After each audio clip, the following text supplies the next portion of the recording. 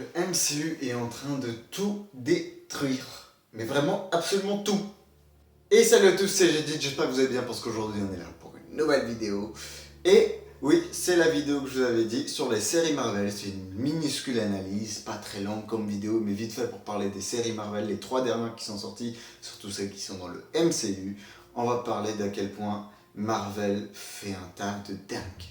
Déjà, je sais pas si vous vous rendez compte, mais le MCU, le Marvel Studios, a sorti 3 séries en combien 6-7 mois. C'est quand même dingue.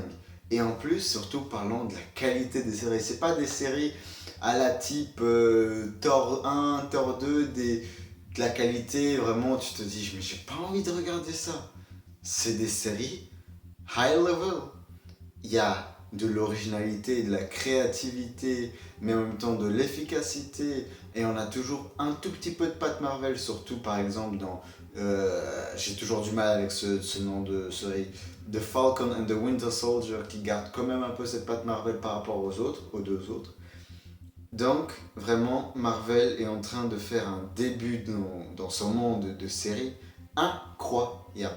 Alors, qu'est-ce qu'on a eu comme série dans ces 6-7 mois? On a eu au début WandaVision. Au début, la première série qui devait être, c'était The Falcon and the Winter Soldier. Mais bon, avec le Covid et tout, c'est WandaVision qui est sorti en premier. Et je pense que ça a été une bonne chose parce que, on va dire, The Falcon and the Winter Soldier, qui est la deuxième série qui est sortie, c'est clairement le moins bon des trois, avec Loki qui est le troisième. Vous avez compris, j'ai fait une critique il n'y a pas longtemps sur cette série, donc voilà.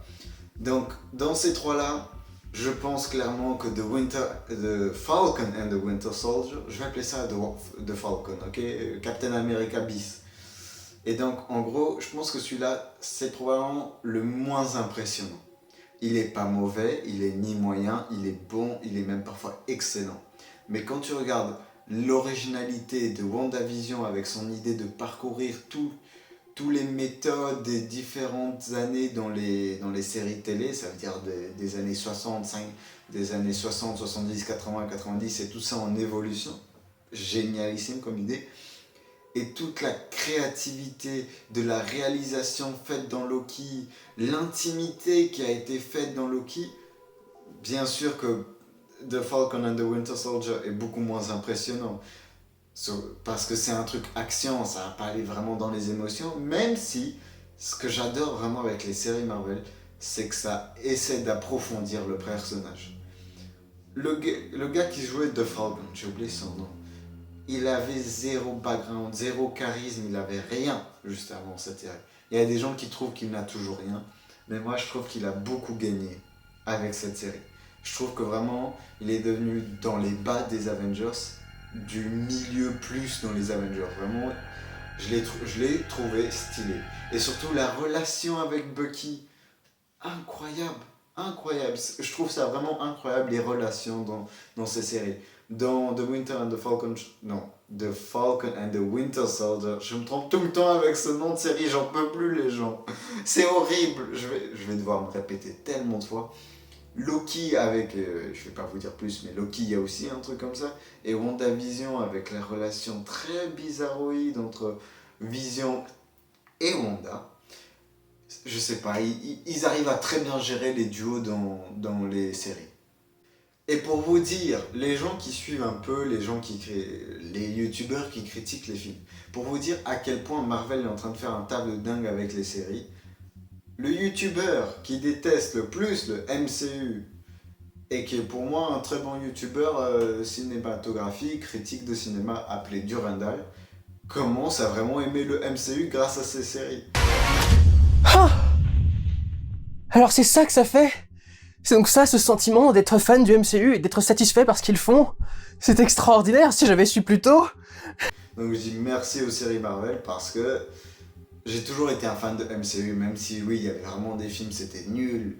Et il y en a qui étaient moyens grâce au fait que tu es passionné de Marvel et du MCU. Mais là, je suis content parce que ça va permettre de ramener de nouvelles personnes qui vont nous joindre peut-être dans cette passion qu'on a, que les gens qui adorent le MCU ont. Donc ça fait juste plus de gens et plus on est, plus on s'amuse, non? Les gens disent ça, non? Je sais pas. Vous dites encore ça? Est-ce que c'est vraiment vrai? Si tu es plus, est-ce que vous amusez vraiment plus? Parce que par exemple, qu'est-ce que...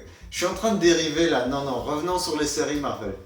Et aussi, parlons des musiques. Je n'ai pas assez parlé des musiques dans Loki, mais les musiques sont vraiment bonnes dans les séries Marvel. Bien sûr, elles sont pas toutes dingues. C'est pas maintenant du Star Wars, tu vas pas te rappeler comme jamais ou du Pirate des Caraïbes.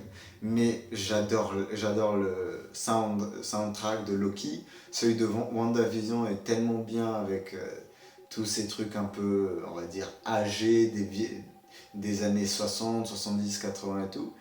Après, encore une fois, celui qui fait moins impressionnant, c'est toujours The Falcon and the Winter Soldier. Mais attention, là, on dirait que je suis en train de vous dire, oui, The Falcon and the Winter Soldier, c'est une mauvaise série. Non, c'est pas vrai. C'est juste qu'il est moins impressionnant, moins original, moins créatif que les deux autres. C'est comme si maintenant tu comparais Jupiter et Saturne. Jupiter est très impressionnant, hein, mais Saturne un peu moins. Mais il est toujours beau, elle est... Voilà quoi. Pourquoi je compare deux planètes pour comparer à des séries? Mes comparaisons sont bizarres. En gros, les gens, franchement, si vous êtes toujours pas mis dans ce bain du MCU, essayez au moins de regarder quelle série je pourrais vous conseiller. Peut-être Loki, c'est le moins en rapport avec les autres films. WandaVision peut-être aussi, mais ils ont tous un rapport avec des films du MCU, ça c'est obligé. Mais si vous n'êtes toujours pas dedans, s'il vous plaît, essayez. Surtout pour ce que Marvel a l'air de commencer à faire, ça veut dire offrir un level de qualité encore plus grand qu'avant. Celui d'avant était bon, parfois vraiment nul dans des films et parfois génialissime dans d'autres comme Avengers. Mais là, il commence à devenir génialissime et créatif et original. Donc voilà, je félicite Marvel Studios d'avoir créé ces 3 séries et j'espère que ça continuera comme ça pour toutes les prochaines séries. On attend Eternals qui arrive normalement bientôt, Shang-Chi et Spider-Man No Way Home qui devrait arriver. Shang-Chi, je sais pas s'il arrive encore en 2021, mais Eternals et Spider-Man No Way Home, Spider-Man 3, arrivent normalement en 2021.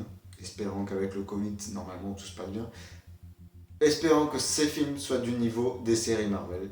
Croisons les doigts, et si c'est le cas, Marvel est parti pour faire une phase 4 incroyable, un chef-d'œuvre.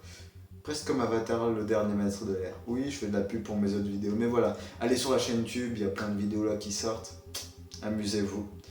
Donc, dites-moi en commentaire ce que vous avez pensé de cette vidéo. Est-ce que vous pensez des séries Marvel? Qu'est-ce qu'ils sont en train de faire? Qu'est-ce que vous pensez? Donc, n'oubliez pas aussi de liker si vous avez bien aimé cette vidéo et de vous abonner pour toutes les prochaines vidéos qui arrivent, voilà, et tout. Il y a des choses qui arrivent, je vais pas vous en dire plus, des choses arrivent. Voilà, n'oubliez pas, nos problèmes, pas un problème. Bye!